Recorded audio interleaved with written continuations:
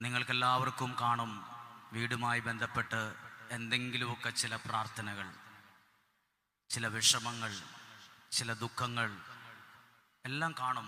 ചിലപ്പോൾ മക്കളെ ഓർത്തുള്ള ചില ആശങ്കയും ഭയവും പേടിയും ഒക്കെ നിങ്ങൾക്ക് കാണും. പക്ഷേ ഒരു കുഞ്ഞു കാര്യത്തിലൂടെ അത് വേഗത്തിൽ പറയാം. നിങ്ങൾ പ്രാർത്ഥിച്ച പ്രാർത്ഥനകളൊന്നും വെറുതെ ആവില്ല. നിങ്ങൾ ആരാധിച്ച ആരാധനയൊന്നും പാഴായി പോകത്തില്ല. അതൊക്കെ ഒരു തലമുറയ്ക്ക് അനുഗ്രഹമായി തന്നെ തിരിച്ചു വരും. ഇപ്പോൾ നമ്മൾ നല്ലൊരു ഹോട്ടലിൽ കയറി, നല്ല പേരുകേട്ടൊരു ഹോട്ടലിലാണ് കയറുന്നതെങ്കിൽ ചിലപ്പോൾ ആളുകൾ പറയും അവിടുത്തെ ചിക്കൻ ബിരിയാണി ഭയങ്കര ഫേമസ് ആണ്, അല്ലെ ബീഫ് ബിരിയാണി ഭയങ്കര ഫേമസ് ആണ് എന്നൊക്കെ പറയാറുണ്ട്. അപ്പം നമ്മളങ്ങനെ ആഗ്രഹിച്ചൊരു ബിരിയാണി കഴിക്കാൻ ഒരു നല്ല ഹോട്ടലിൽ ചെന്നാൽ നമ്മുടെ വീട്ടിലെല്ലാവരും കൂടെ ഒരു മേശയ്ക്ക് അപ്പുറവും ഇപ്പുറവും ഒക്കെ ഇരുന്നിട്ട് നമ്മൾ അവിടെ പറയും, ഒരു 4 ബിരിയാണി പറഞ്ഞ് അവിടെ ഇരിക്കുമ്പോൾ അവർ നല്ല വെള്ള ഒരു പാത്രവും നല്ലൊരു ഗ്ലാസും അവിടെ കൊണ്ടുപോയി വയ്ക്കും. നല്ലൊരു ഗ്ലാസ് കാണുമ്പോൾ തന്നെ നമുക്ക് വെള്ളം കുടിക്കാൻ തോന്നും. ഒരു വെള്ള പ്ലേറ്റ് കൊണ്ട് വെക്കും മിക്കവാറും. ആ പ്ലേറ്റ് നല്ല വൃത്തിയുള്ള നല്ല ഒരു പ്ലേറ്റ് കൊണ്ട് അവിടെ വെക്കും. കുറച്ച് കഴിയുമ്പോൾ നല്ല രുചിയുള്ള ബിരിയാണി നമ്മൾ ഓർഡർ ചെയ്തത് നമ്മുടെ പാത്രങ്ങളിലെത്തും. നമ്മൾ ആ ബിരിയാണി കഴിച്ചിട്ട് അഭിപ്രായം പറയും, നന്നായിരുന്നു, 2 എണ്ണം കൂടി മേടിച്ച് പാഴ്സലായിട്ട് കൊണ്ടുപോകാം എന്നൊക്കെ പറഞ്ഞ് തിരിച്ചു പോകും. പൈസയും കൊടുത്ത് ടിപ്പും കൊടുത്ത് തിരിച്ചു പോകും സന്തോഷത്തോടെ. എന്തൊക്കെ കണ്ടിട്ടുള്ളൂ? ഗ്ലാസ് കണ്ടു, അതിനകത്തൊഴിച്ചിരിക്കുന്ന നല്ല വെള്ളം കണ്ടു, വെള്ളപ്പാത്രം കണ്ടു, രുചിയുള്ള ബിരിയാണി കണ്ടു. ഇത്രയൊക്കെ നമ്മൾ കണ്ടിട്ടുള്ളൂ പ്രധാനമായിട്ടും. പക്ഷെ ആ ഹോട്ടലിന് ഒരടുക്കള ഭാഗമുണ്ട്. അവിടെ കരി പിടിച്ച് നിൽക്കുന്ന ഒരുപാട് മനുഷ്യരുണ്ട്. കരി പിടിച്ച ഒരുപാട് വലിയ ചെമ്പുകളുണ്ട്. തീക്കകത്തും മാത്രം ഇരുന്ന് പഴുത്ത് പൊള്ളിയിരിക്കുന്ന പാത്രങ്ങളുണ്ട്. ചളുങ്ങിയത്, കോടിപ്പോയത്, തീയലിരിക്കുന്നത് ഒക്കെയുണ്ട്. അതിൽ നിന്നാണ് നമ്മളിപ്പോൾ കണ്ട ബിരിയാണിയും ഭക്ഷണവും ഒക്കെ വന്നത്. അങ്ങനെ ആയി വരുന്നതിന് മുമ്പ് തീക്കകത്ത് പൊള്ളി ഒരുപാട് അനുഭവം പറയാൻ പറ്റുന്ന ഒരുപാട് പാത്രങ്ങൾ ഇരിപ്പുണ്ട്. പ്രിയപ്പെട്ടവരെ, നിങ്ങൾ ഇപ്പോൾ ഇവിടെ ഇരിക്കുന്ന നിങ്ങളും ഈ പാത്രങ്ങളെ പോലെയാണ്. കരിപറ്റിയും സങ്കടപ്പെട്ടും വിഷമിച്ചും ഒത്തിരി സഹിച്ചും ഒത്തിരി വേദന അനുഭവിച്ചും പൊള്ളുന്ന ഒരുപാട് അനുഭവങ്ങളിലൂടെ കടന്നുപോയി ദൈവസന്നിധിയിൽ കണ്ണുനീരോടെ പ്രാർത്ഥിക്കുന്ന ഒരുപാട് മാതാപിതാക്കൾ ഈ ഹോട്ടലിലെ പാത്രങ്ങളെ പോലെയാണ്. പക്ഷെ അതിൽ നിന്ന് ദൈവം ചിലതിനെ പുറത്തു കൊണ്ടുവരുമ്പോൾ ഏറ്റവും നല്ലതിനെയും രുചിയുള്ളതിനെയും നല്ലതിനെ ദൈവം അതിനെ പുറത്തു കൊണ്ടുവരും. അതുകൊണ്ടാണ് പറഞ്ഞത്, ഒരുപക്ഷെ നിങ്ങൾ ഒത്തിരി കഷ്ടപ്പാടും വേദനയും അല്ലലും അലച്ചിലും ഒക്കെ അനുഭവിച്ച് ഒക്കെ വേദനിക്കുന്നവരും കഷ്ടപ്പെടുന്നവരും ഈ മഴയായ മഴയും വെയിലായ വെയിലും ഒക്കെ കൊള്ളുന്നത് അടുത്തൊരു തലമുറയ്ക്ക് വേണ്ടിയാണ്, മക്കൾക്ക് വേണ്ടിയാണ്, വീടിന് വേണ്ടിയാ, ജീവിതത്തിന് വേണ്ടിയാ. അത് മനോഹരമാകാൻ, രുചിയുള്ളതാകാൻ നിങ്ങളുടെ സങ്കടങ്ങളും പ്രാർത്ഥനകളൊക്കെ കാരണമായി മാറും. നിങ്ങളുടെ കുടുംബജീവിതത്തെ ദൈവം അനുഗ്രഹിക്കും, സമൃദ്ധിയായി അനുഗ്രഹിക്കും. കാരണം യേശു ഏറ്റവും ആദ്യത്തെ അത്ഭുതം ചെയ്തത് ശിഷ്യന്മാരെ അഭിഷേകം ചെയ്തപ്പോഴല്ല, കല്യാണ വീട്ടിലാണ്. ഏറ്റവും ആദ്യത്തെ അത്ഭുതം നടന്നത് ഉടുപ്പിടിയിലെ സമയത്തോ ഓർഡിനേഷന്റെ സമയത്തോ ഒന്നുമല്ല. യേശു ആദ്യത്തെ അത്ഭുതം ചെയ്തത് ഒരു കല്യാണ വീട്ടിലാണ്. കല്യാണ വീടെന്ന് പറഞ്ഞാൽ വേറൊരു കുടുംബം ആരംഭിക്കുന്ന സ്ഥലം. ആ കുടുംബത്തിൽ ചിലത് നമുക്ക് പഠിക്കാനുണ്ട്. ആ വീട്ടുകാർ ഇങ്ങനെ ചെയ്തു എന്ന് എഴുതിയിട്ടുണ്ട്. അവർ യേശുവിനെയും ശിഷ്യന്മാരെയും കല്യാണത്തിന് ക്ഷണിച്ചിട്ടുണ്ടായിരുന്നു. ഇന്ന് ധ്യാനം കഴിഞ്ഞ് പോകുമ്പോൾ നിങ്ങൾ ദൈവത്തെ നിങ്ങളുടെ ജീവിതത്തിലേക്ക്, വീട്ടിലേക്ക് വെൽക്കം ചെയ്യണം, ക്ഷണിക്കണം. ക്ഷണിക്കണം. ദൈവമേ, എൻ്റെ വീട്ടിലേക്ക് അങ്ങേ ഞാൻ ക്ഷണിക്കുന്നു, എൻ്റെ മക്കളുടെ ജീവിതത്തിലേക്ക് ഞാൻ ക്ഷണിക്കുന്നു, എൻ്റെ ബിസിനസ്സിലേക്ക് ഞാൻ ക്ഷണിക്കുന്നു, എൻ്റെ ഈ ശുശ്രൂഷ മേഖലയിലേക്ക് ഞാൻ ക്ഷണിക്കുന്നു. ദൈവത്തെ ക്ഷണിക്കണം. അവരത് ചെയ്തു. ഏത് ബൈബിൾ കോളേജിലോ പഠിച്ചിട്ടാണ് അവർക്ക് ആ ജ്ഞാനം കിട്ടിയത്? യേശുവിനെ ക്ഷണിക്കാനുള്ള ജ്ഞാനം കിട്ടിയത് ഒരുപാട് പഠിച്ച് ഒത്തിരി ബിരുദവും ഒക്കെയുള്ള നമുക്ക് ഈ ജ്ഞാനമുണ്ടോ? നമ്മുടെ ജീവിതത്തിലേക്ക് ദൈവത്തെ ക്ഷണിക്കാറുണ്ടോ? ദൈവത്തെ ജീവിതത്തിലേക്ക് ക്ഷണിക്കണം. ആ വീട്ടിൽ ഒരു അത്ഭുതം നടന്നു. യേശു ഒരു അത്ഭുതം ചെയ്തു. എന്താ ചെയ്തതെന്ന് ശ്രദ്ധിച്ചാൽ മനസ്സിലാകും.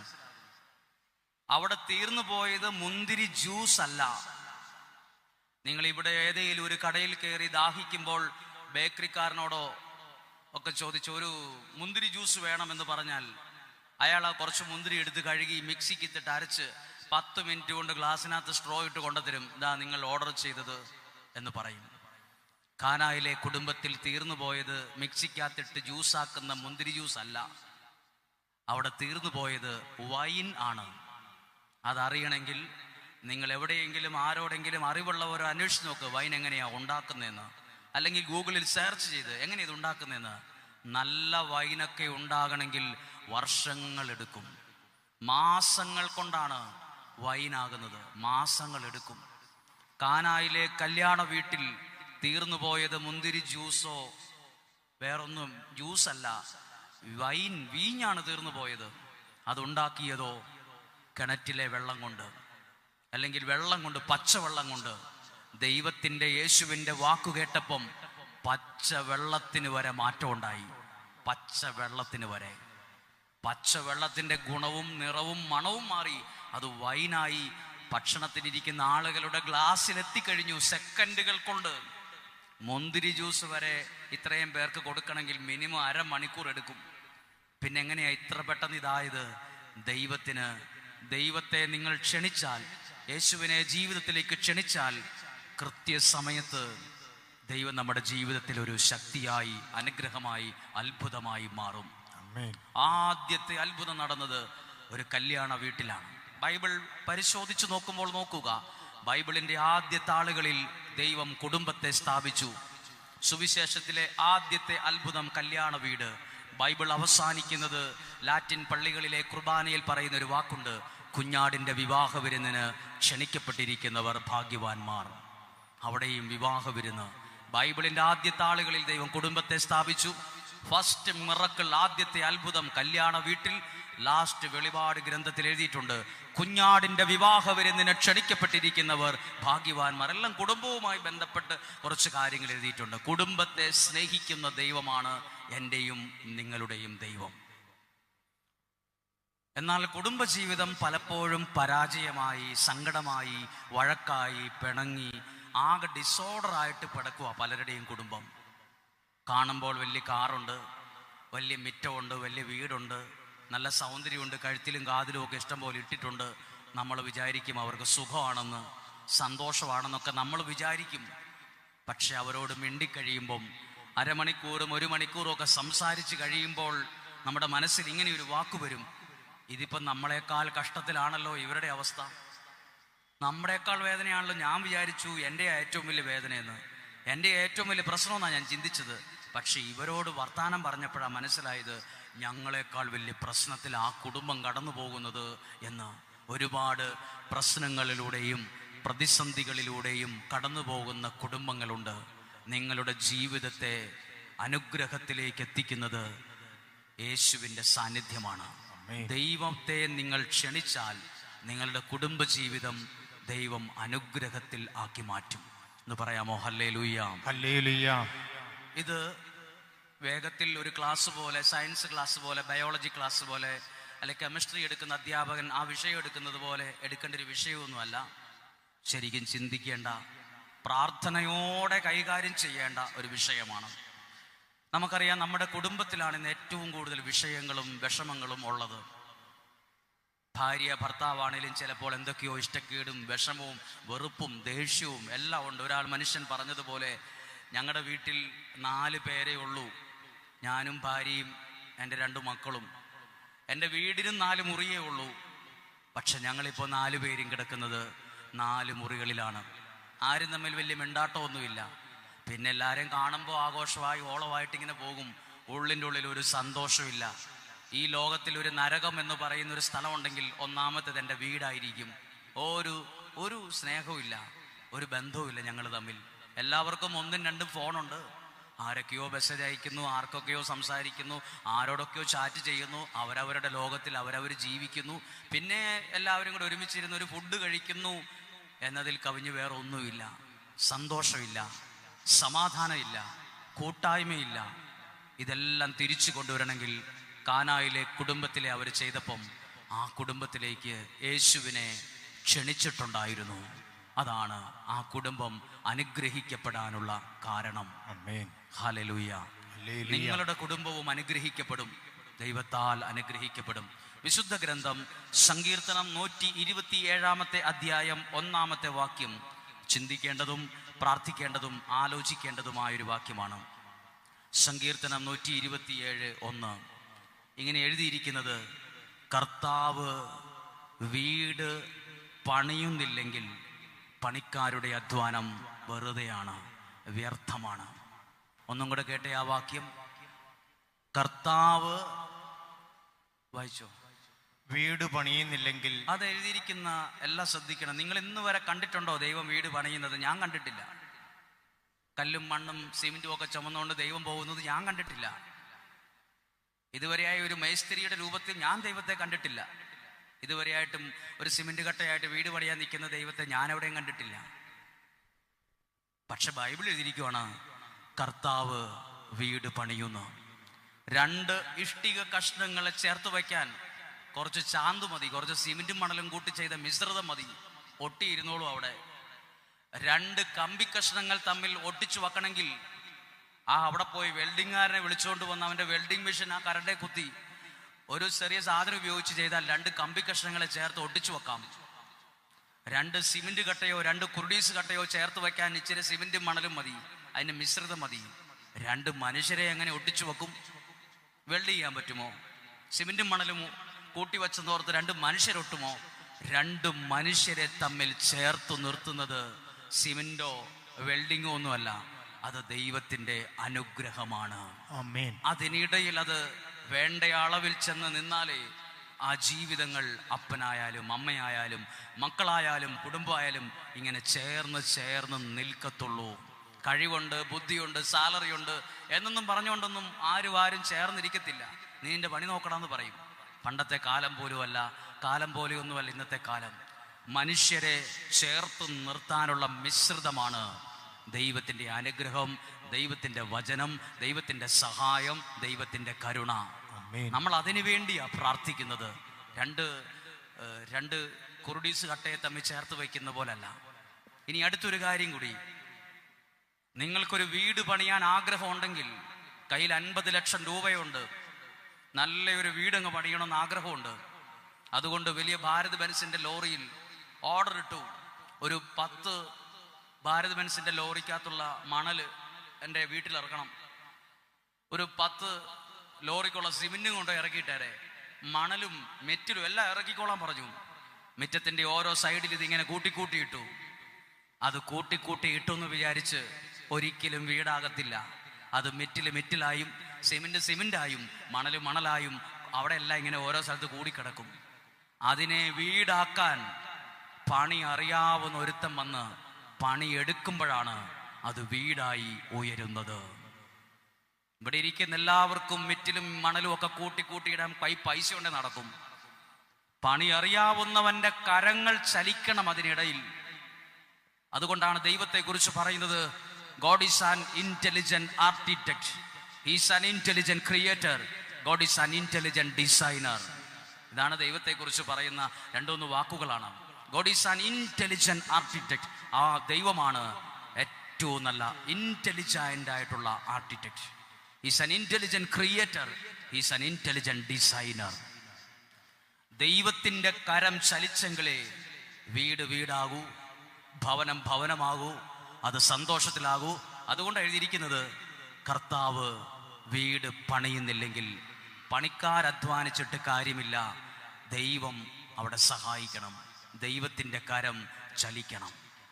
പറഞ്ഞേ ഹല്ലേലൂയ, ഹല്ലേലൂയ, ഹല്ലേലൂയ, ഹല്ലേലൂയ. ആ വിഷയത്തെ ബന്ധപ്പെട്ട് പറയാൻ പോവാണ്. ഇവിടെ എന്നെ കേൾക്കുന്നവർ ഉന്നത വിദ്യാഭ്യാസമുള്ളവരുണ്ട്, പണമുള്ളവരുണ്ട്, വില കൂടിയ കാറിൽ വന്നിറങ്ങിയവരുണ്ട്. എല്ലാം ശരിയാണ്. എല്ലാവരും പല നല്ല വീടും ചുറ്റുപാടും ഒക്കെ ഉള്ളവരുണ്ട്. പക്ഷെ ഒരു കാര്യം ഓർക്കണം, നിങ്ങളെ അനുഗ്രഹത്തിൽ എത്തി നിർത്തുന്നത്, ഇങ്ങനെ നിലനിർത്തുന്നത് ഇതൊന്നുമല്ല, ദൈവത്തോടുള്ള ബന്ധമാണ്. ചില ആൾ എന്നോട് പറഞ്ഞിട്ടുണ്ട്, എനിക്ക് ഇവിടുത്തെ MLA-യുമായിട്ട് ഡയറക്റ്റ് ബന്ധമുണ്ട്. അയാൾ എൻ്റെ വീട്ടിൽ വന്ന് ഭക്ഷണം കഴിച്ചിട്ടുണ്ട് അച്ഛൻ. എനിക്ക് മുഖ്യമന്ത്രിയെ കാണാൻ, എനിക്ക് നാളെ കാണണമെങ്കിൽ അദ്ദേഹം ഓഫീസിലുണ്ട്, എനിക്കിന്ന് പറ്റും. എനിക്ക് അത്ര സ്വാധീനമുണ്ട്. പക്ഷേ അത്രയും വലിയ സ്വാധീനമുള്ള ഒരാളെയും, ഒരു കാര്യം കേട്ടോ, നിന്നെ എന്നെ ആയുസ്സോടും ആരോഗ്യത്തോടും സന്തോഷത്തോടും കൂടെ നടത്തുന്നത് ഈ ഭൂമിയിലുള്ള ആരുമായുള്ള ബന്ധത്തിൻ്റെ ഭാഗമായിട്ടല്ല, ദൈവമെന്ന സർവശക്തനോടുള്ള ബന്ധമാണ് ഒരാളെ ആയുസ്സോടും ആരോഗ്യത്തോടും സന്തോഷത്തോടും കൂടെ നടത്തുന്നത്. ആ ബന്ധമാണ്. ഈ ബന്ധം കൊണ്ട് വേറെ കുറച്ച് കാര്യങ്ങളുണ്ട്, പക്ഷെ ഇതിനേക്കാളൊക്കെ വലുതാണ് ഒരാൾക്ക് ദൈവത്തോടുള്ള ബന്ധം. ഒരാൾ പറഞ്ഞൊരു കാര്യം കേൾക്കുക കേട്ടോ, ഒരാൾ വളർന്നു വളർന്ന് വളർന്ന് ഓക്കുമരത്തോളം വലുതായി.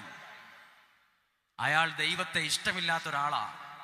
ഓക്കുമരത്തോളം വലുതായാലും കുറച്ച് കഴിയുമ്പോൾ നിലത്ത് വീണു പോവും, മണ്ണി വീണു പോകും.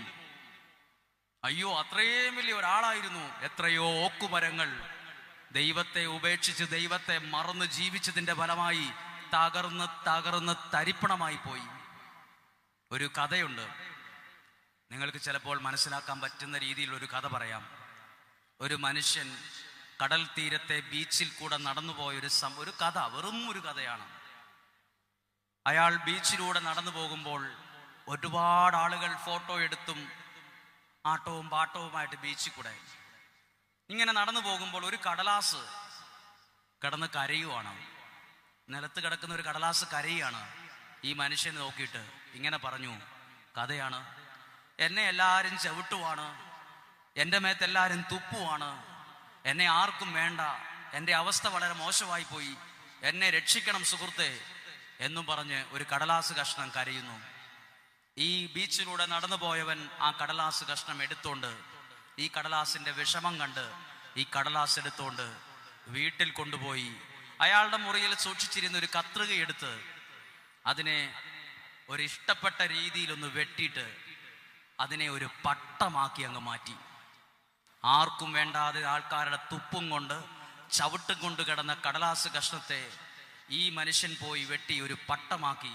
അതിൻ്റെ അടിയിൽ ഒരു നൂലും സെറ്റ് ചെയ്ത് ഒരുപാട് നീളത്തിൽ കുറച്ച് നൂലും താഴെ ചുറ്റി. എന്നിട്ട് ഈ കടലാസിനോട്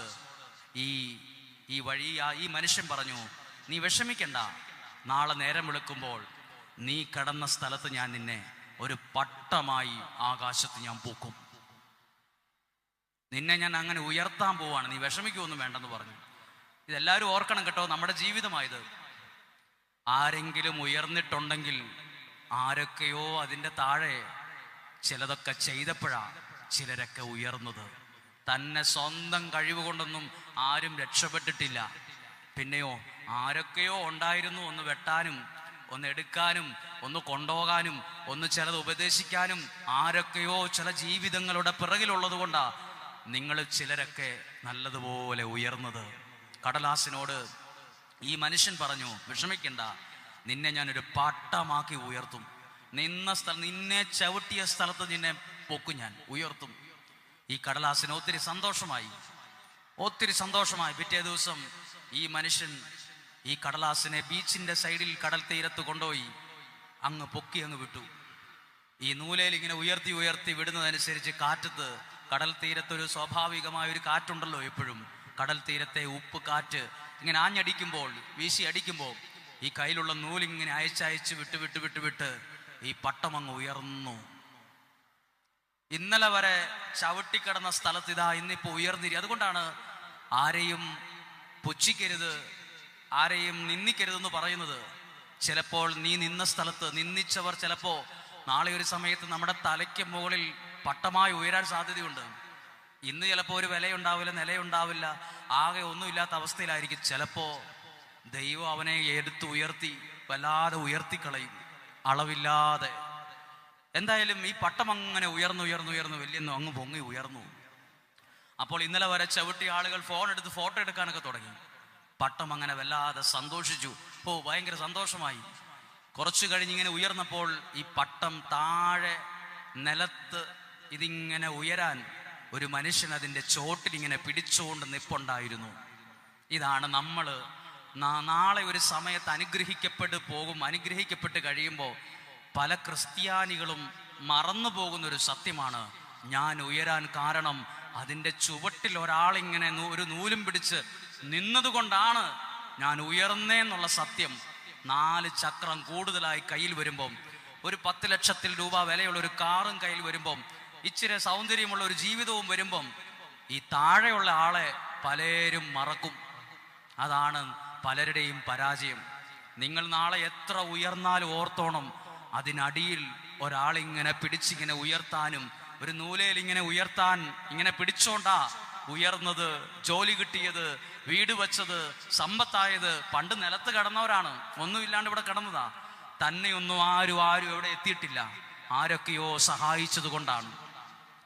ഈ പട്ടം അങ്ങനെ ഉയർന്നപ്പോ ഉണ്ടല്ലോ, ഈ പട്ടം പിന്നെ ഈ താഴെ പിടിച്ചിരിക്കുന്ന ഈ മനുഷ്യൻ ഈ നൂലേലിടയ്ക്ക് താഴോട്ടൊക്കെ ഇങ്ങനെ ആക്കും, താഴോട്ടും ഇങ്ങനെയൊക്കെ ആക്കും നൂലുകൊണ്ട്.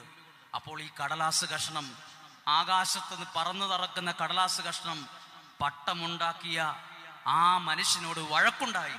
എന്നിട്ട് പറഞ്ഞു, നീ എന്തിനാ എപ്പോഴും എന്നെ ഇട്ട് ഇങ്ങനെ ഇളക്കുന്നത്? എന്തിനാ എന്നെ ഇങ്ങനെ പറന്നു പോകാൻ സമ്മതിക്കാത്തത്? നീ എന്തിനാ എന്നെ ഇങ്ങനെ എപ്പോഴും ബുദ്ധിമുട്ടിക്കുന്നത്? ഈ നൂൽ എനിക്ക് തടസ്സമാണ്, അത് വിട്, ഞാൻ ആകാശത്തൂടെ പാറി പറന്ന് നടക്കട്ടെ എന്ന് പറഞ്ഞ് നിലത്ത് കിടന്ന കടലാസ് ഈ പട്ടമുണ്ടാക്കിയ ആളോട് കിടന്ന് ബഹളം ഉണ്ടാക്കി.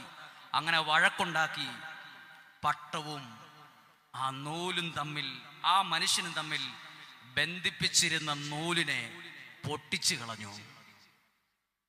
പൊട്ടിച്ചു കളഞ്ഞ ഒരു പ്രത്യേകത, പെട്ടെന്ന് ഈ പട്ടം ആകാശത്തേക്ക് കൂടുതൽ ഉയർന്ന് ഫ്രീ ആയിട്ട് പറന്ന് ഇഷ്ടമുള്ള പോലെ അങ്ങ് പറക്കാൻ തുടങ്ങി. അപ്പോൾ ആ പട്ടം വിചാരിച്ചു, ഭാഗ്യാണല്ലോ എന്ന് വിചാരിച്ചു. പിന്നെ കുറച്ചു കഴിഞ്ഞ് ഈ മനുഷ്യൻ കാണുന്നത് പിറ്റേ ദിവസം പോകുമ്പം ആകാശത്ത് നിന്നിരുന്ന പട്ടം ഇതേ കടൽ തീരത്തെ മണ്ണിൽ കിടക്കുന്നു. അപ്പോൾ ആ പട്ടം കിടന്ന് കരയുവാണ്, അയ്യോ എൻ്റെ അവസ്ഥയെല്ലാം മോശമായേ, ഞാൻ താഴെ പോയേ, തകർന്നു പോയേ. അപ്പോൾ ഈ മനുഷ്യൻ പറഞ്ഞു, നിനക്ക് ഇച്ചിരി ഉയർന്നപ്പോൾ നിനക്കൊന്നുമല്ലാത്ത അഹങ്കാരമായിരുന്നു. നീ തകർന്നു പോകാനുള്ള കാരണം ഈ ചരട്, നിന്നെ ഞാനുമായി ബന്ധിപ്പിച്ചിരുന്ന നൂലില്ലേ, അത് നീ വാശി കാണിച്ച് അഹങ്കാരം കാണിച്ച് എന്തോ ആയെന്ന് വിചാരിച്ച് പൊട്ടിച്ചു കളഞ്ഞത് കൊണ്ടാ ഇന്ന് നിലത്ത് കിടക്കാൻ കാരണം, മണ്ണി കിടക്കാൻ കാരണം. ഓക്കുമരത്തോളം ഉയർന്നാലും ദൈവത്തിൽ നിന്നകത്ത് ആ ദൈവത്തോട് നിന്നെ ബന്ധിപ്പിക്കുന്ന നൂലിനെ, പ്രാർത്ഥന എന്ന നൂലിനെ, വിശ്വാസം എന്ന നൂലിനെ, ദൈവവചനം എന്ന നൂലിനെ നീ പൊട്ടിച്ചു കളഞ്ഞാൽ ചിലപ്പോ നീ ഒറ്റ ഉയർച്ച ഉണ്ടാകുമായിരിക്കും. പക്ഷേ കുറച്ച് കഴിയുമ്പോ മണ്ണിപ്പോവും, വീണു പോകും, തകർന്നു പോകും, പിന്നെ കയറാൻ പറ്റാത്ത കുഴിയിൽ ചെന്ന് പെട്ടുപോകും. നമ്മളെക്കാൾ മിടുക്കന്മാര് ലോകത്തിലുണ്ടായിരുന്നു. പലരും കടം കയറി കടത്തിന്റെ കൂടിലായി. ബുദ്ധിയില്ലാഞ്ഞിട്ടാണോ, കഴിവില്ലാഞ്ഞിട്ടാണോ? അവർക്ക് 4 ചക്രം കൂടുതലായി വന്നപ്പം, ഒരു നല്ല സാലറി അവിടെ കിട്ടിയപ്പം, 4 പേര് നല്ല പുകഴ്ത്താലുള്ളപ്പം, 4 പേര് വലിയ വീരവാദം പൊട്ടിച്ചപ്പം, ദൈവത്തോട് ബന്ധിപ്പിച്ചിരുന്ന ചെറിയൊരു നൂലുണ്ടായിരുന്നു, അതിനെ വേണ്ടെന്ന് പറഞ്ഞു.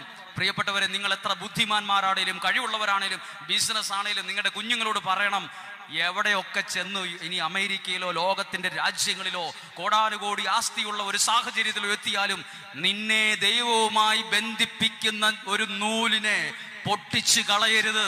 നാളെ നിന്റെ തകർച്ച വലുതായിരിക്കും. വീണു പോകും, മണ്ണിൽ തളർന്നു പോകും, മണ്ണിൽ വീണു പോകും. ഒരിക്കൽ കൂടി ആ വാക്ക് പറയും, നോക്കുമരത്തോളം ഉയർന്നാലും ദൈവത്തെ മറന്നാൽ നീ നിലംപൊത്തിപ്പോകും, വീണു പോകും.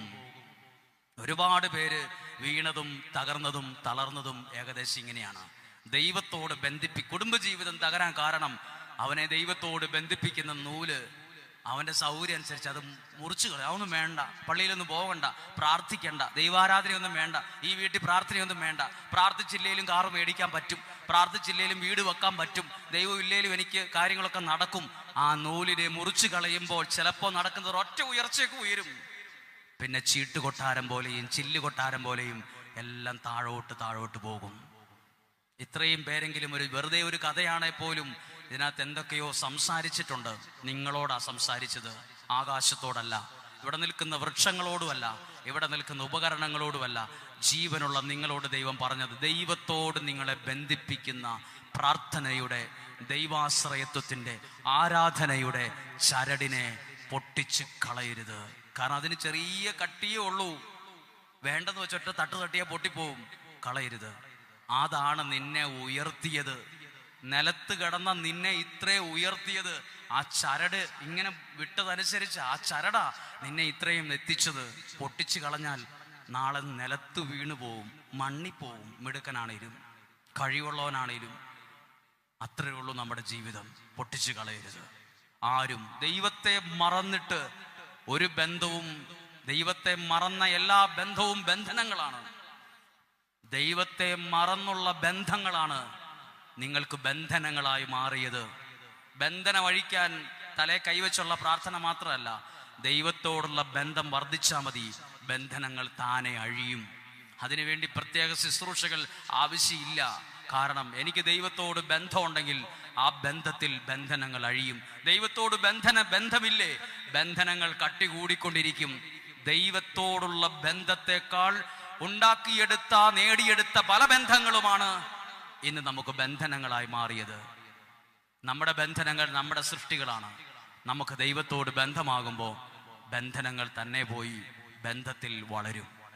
അതാണ് ആത്മീയ ജീവിതത്തിൻ്റെ വളർച്ച. ഒന്ന് പറഞ്ഞേ ഹല്ലേലൂയ.